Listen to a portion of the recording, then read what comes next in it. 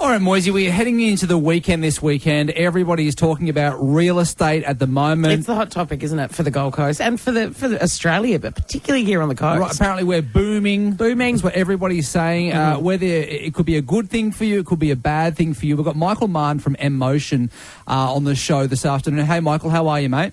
Hey, Baggs, I'm good. Moyra, how are you? Very well, thank you. Thanks for joining us. Now, you want to know... My pleasure.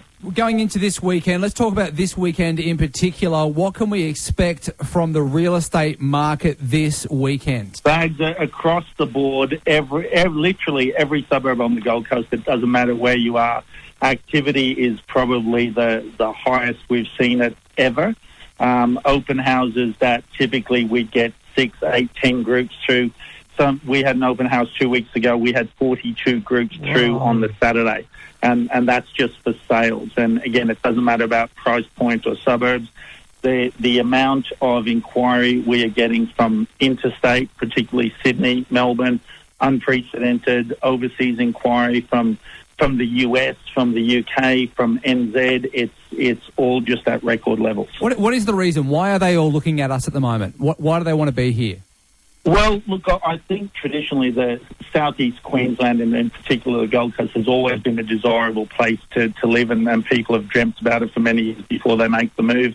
I think the activity at the moment is largely COVID-driven. Yeah. So, people in the southern states have not been as fortunate as we have been here in Queensland, and in particular South East Queensland is just this glimmering beacon to the rest of the country, and I think it's really put the spotlight on the standard of living here and everything we've got on offer, and it's almost seen as somewhat of a safe haven.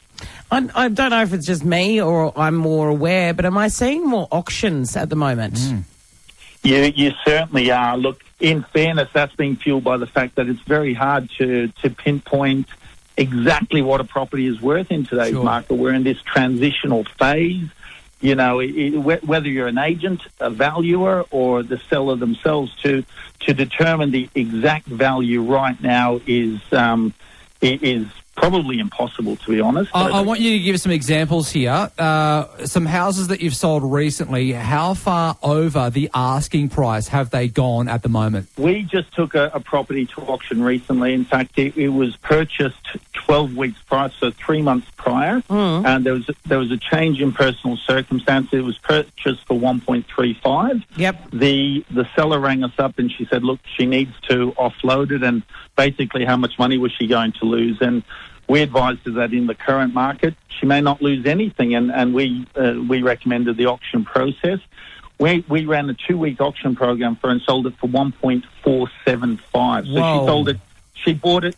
She bought it like 3 months early, 12 weeks earlier for 1.35. Yeah. We auctioned it. We sold it for 1.475. Wow. That is ridiculous, though. Like, you're not going to see that often. How long is this going to last for the Gold Coast? Anybody's guess, Baggs, but you know what? I've been arguing for nearly 2 decades that the Gold Coast is massively undervalued. So from my point of view, I think it's about time.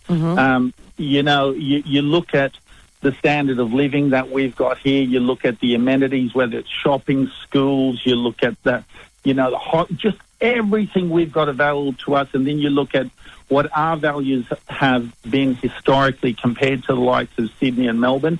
Not only have we been obviously affordable, that makes us attractive, but I think we've been too cheap for too long.